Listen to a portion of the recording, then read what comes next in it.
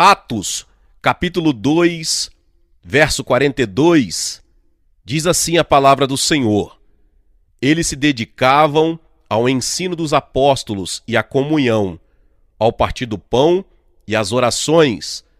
Todos estavam cheios de temor, e muitas maravilhas e sinais eram feitos pelos apóstolos. Todos os que criam mantinham-se unidos e tinham tudo em comum. A primeira reunião da Igreja do Evangelho Pleno de Ioido foi a de um grupo familiar composto por 5 membros.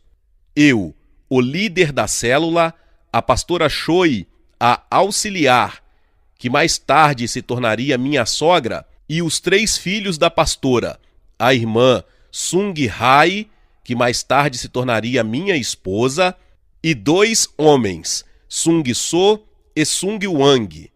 Além disso, o começo da igreja foi muito modesto. Mais tarde, conseguimos adquirir uma tenda para usá-la como templo. No entanto, todas as circunstâncias davam a entender que o êxito era algo distante para nós. O grande e o único sonho que as pessoas tinham era sobreviver. E nossa igreja, que tinha somente uma tenda, que nesse momento estava estabelecida ao lado de um cemitério, não parecia nada atrativa. As circunstâncias pareciam afirmar que o fracasso era nosso destino. A única luz de esperança que eu tinha era o poder e a consolação do Espírito Santo. Numa situação tão caótica como essa, Deus começou a operar na célula. E começamos a experimentar um crescimento ao ver que os milagres de cura e de expulsão de demônios acontecia em nossa igreja. As pessoas que até o momento se mostravam críticas passaram a se aproximar de nós.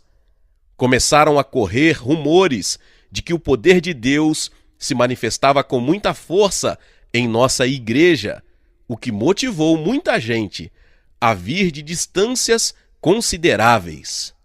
A igreja cresceu a tal ponto que o número de membros chegou a superar o da população do bairro a qual pertencíamos.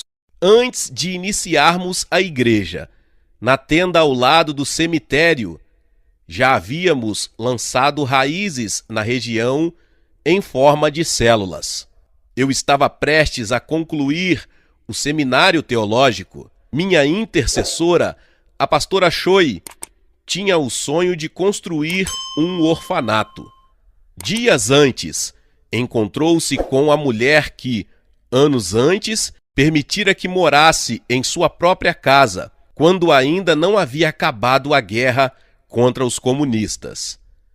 As duas mantiveram uma relação muito forte durante 3 anos, de tal forma que compartilhavam o pouco alimento que estava reservado para suas famílias. O marido daquela irmã desejava doar-lhe por gratidão um terreno de cerca de 3.200 metros quadrados para pagar aquela dívida.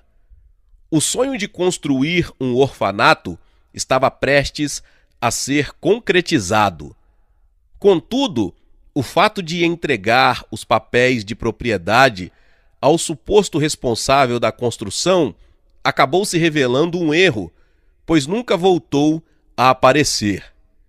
A propriedade foi entregue nas mãos de outra pessoa. No entanto, foi nessa ocasião que a irmã Choi recebeu a revelação do Espírito Santo, que dizia: não são órfãos somente aqueles que ficaram sem seus pais carnais, mas também aqueles que não conheceram o Pai Celestial.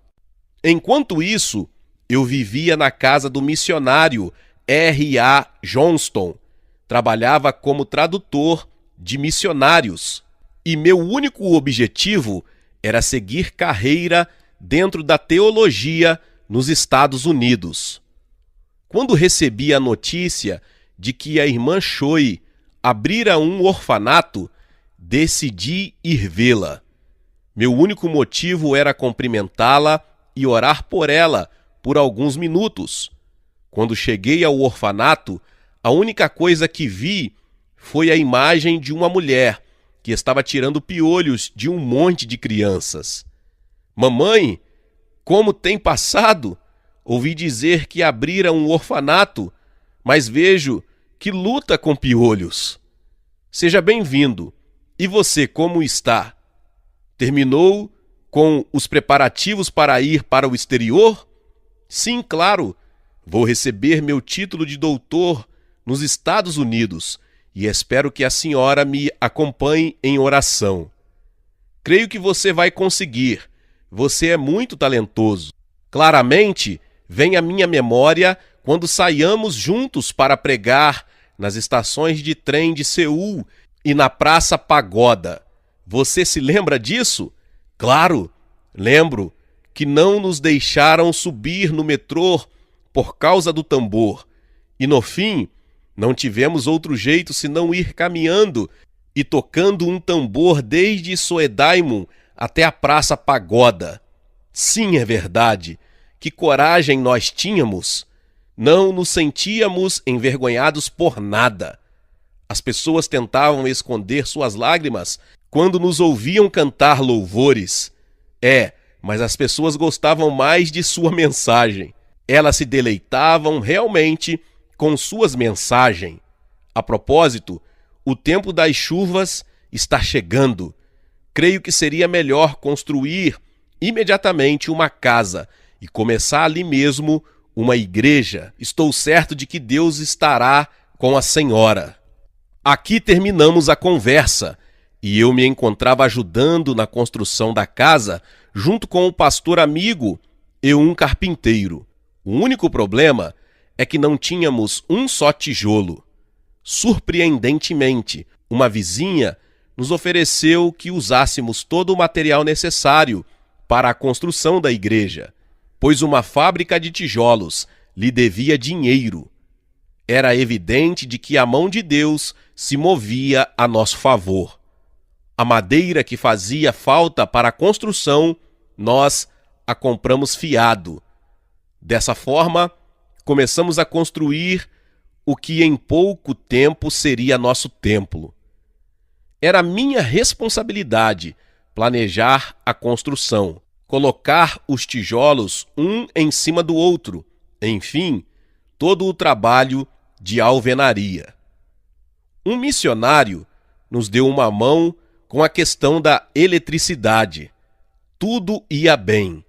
O único problema era que não tínhamos dinheiro para pagar o material e a mão de obra.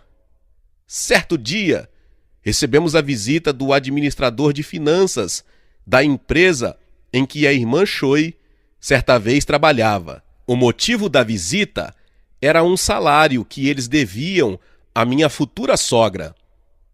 Esse foi o segundo milagre.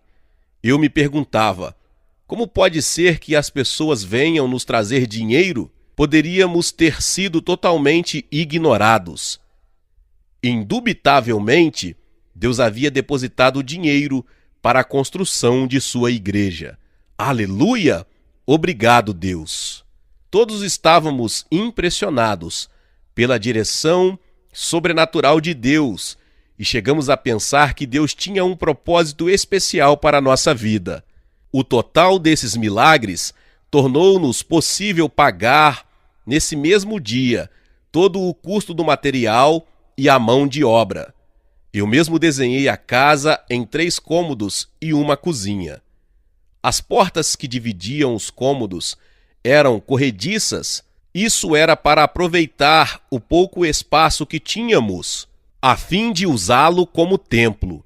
Esse foi o nosso local de culto, em forma de células, até o momento em que nos mudamos para a tenda. Em 18 de maio de 1958, começamos a primeira reunião, e a pastora Choi havia colocado várias caixas de maçãs cobertas com uma tela para usá-las como púlpito. Lembro de que foi uma quarta-feira. Antes de inaugurar o templo, a pastora Choi começou a percorrer toda a região para anunciar as boas novas.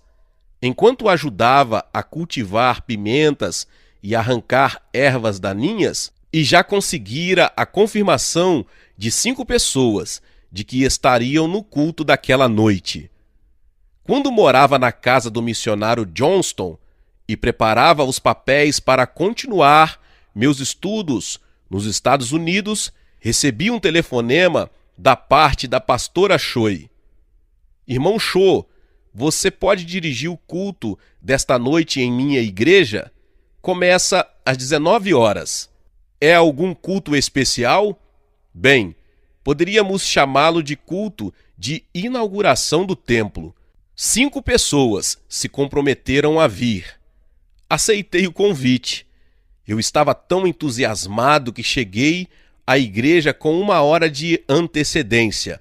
Sentei-me à mesa e comi o melhor banquete como jantar, arroz com cevada. Contávamos os minutos, mas nem sequer uma pessoa chegou até às 20 horas. E chovia. Irmão Cho, perdoe-me. 5 pessoas se comprometeram a estar presentes, mas não se preocupe, Deus vai nos ajudar. Assim começamos nossa igreja. Eu, a pastora Choi e seus 3 filhos. Pelo menos coincidíamos no número, os 5. Cantamos ao Senhor com todas as nossas forças. E ainda que tivessem 4 pessoas diante de mim, escutando minha mensagem, tínhamos a certeza de que, de onde 2 ou 3 se reunissem em nome do Senhor, ali Jesus está. E eu imaginava multidões que lotavam aquele lugar. Recitei em voz alta Marcos 16, 17 e 18. Estes sinais acompanharão os que crerem. Em meu nome expulsarão demônios, falarão novas línguas, pegarão em serpentes, e se beberem algum veneno mortal, não lhes fará mal nenhum. Imporão as mãos sobre os doentes, e estes ficarão curados.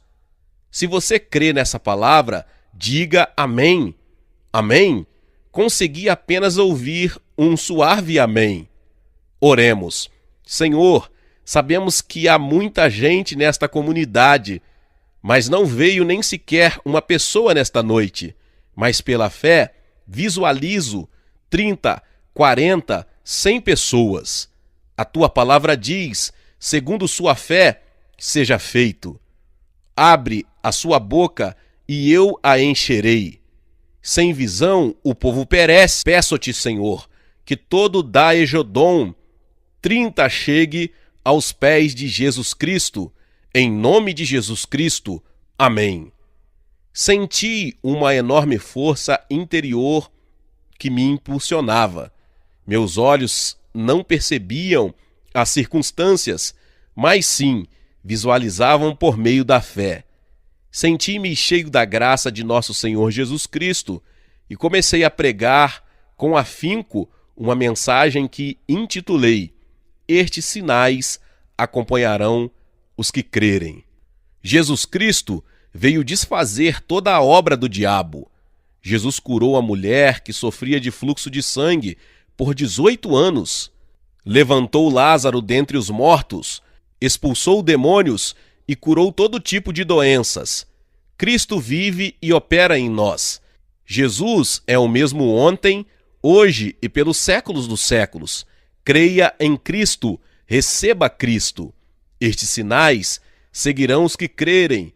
Corações são transformados, a doença e a pobreza são eliminados e os demônios são lançados fora em nome de Jesus. Eu pregava com toda a minha alma, até que notei que uma senhora idosa espiava da porta principal da igreja. Oi, irmã, aleluia! Está me esperando? Repentinamente a pastora Choi não hesitou em levantar-se e saiu para recebê-la. Oi, senhora, seja bem-vinda. Depois de uma longa pausa, consegui continuar com a mensagem, mesmo tendo 5 pessoas e uma senhora que não entendia meu sermão. Senti-me entusiasmado ao pregar a palavra de Deus. Logo decidi mudar-me da casa do missionário para a casa da irmã Choi e entrar completamente no ministério. Mas isso significava permanecer de joelhos, orando 10 horas por dia, visto que não nos pediam que os visitássemos em seus lares. Clamávamos a Deus das 4:30 às 7 horas. Tomávamos o café da manhã e orávamos outra vez até o meio-dia. Depois, descansávamos um pouco e orávamos de novo até o anoitecer. Clamávamos tanto que se escutava o barulho das vozes de oração, até onde estava o terminal de ônibus. Aos poucos, comecei a entender que Deus havia me chamado como pastor. Ainda assim, por um tempo em meu coração, continuei com o desejo de seguir os meus estudos e desenvolver meu ministério como teólogo. A primeira vez que me veio à mente a ideia de que Deus me havia chamado para pastorear uma igreja foi quando eu travava uma tremenda batalha contra a enfermidade, quando estava no seminário. Meu sonho era ser teólogo. Tudo o que estava guardado em minha mente era receber o título de doutorado em uma universidade dos Estados Unidos e depois voltar à Coreia e capacitar pastores e líderes como professor de teologia. Isso me motivou a ensinar meu idioma ao missionário Johnston e a preparar tudo para continuar os meus estudos nos Estados Unidos.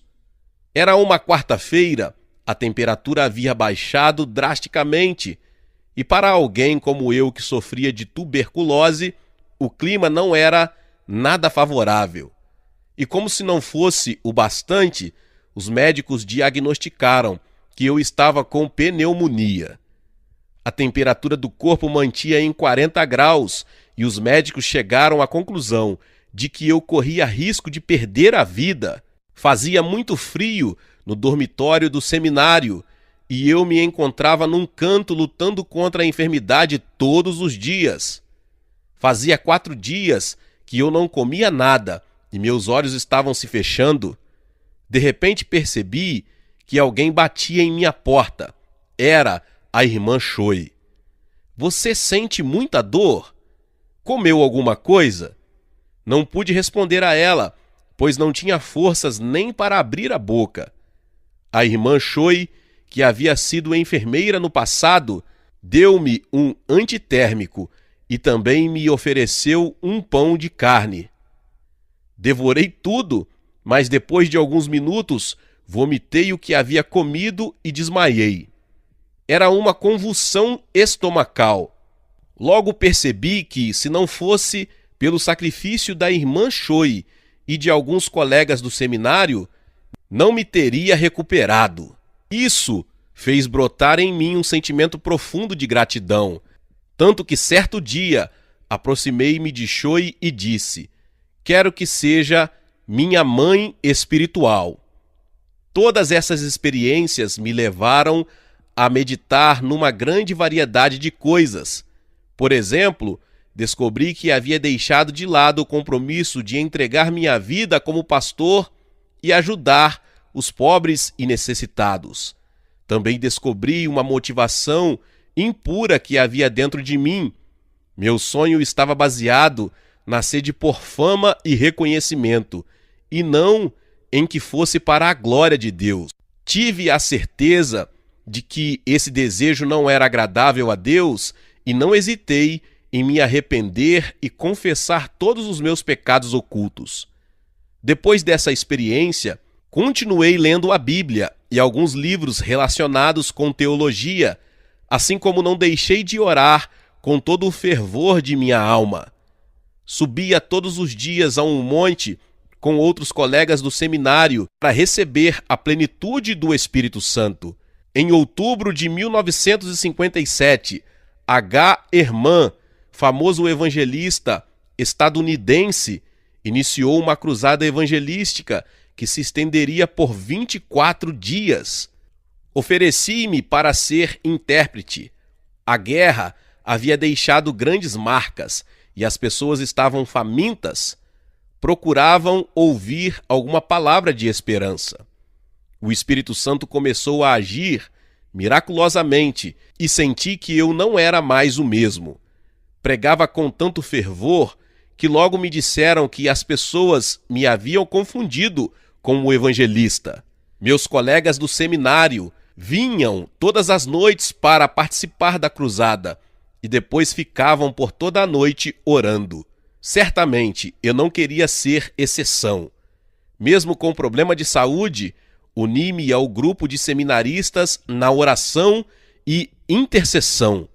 Meus colegas aconselhavam que era melhor que me prevenisse contra algum sintoma de enfermidade, que eu descansasse, mas quanto mais me repetiam isso, mais eu me lançava no fogo da oração.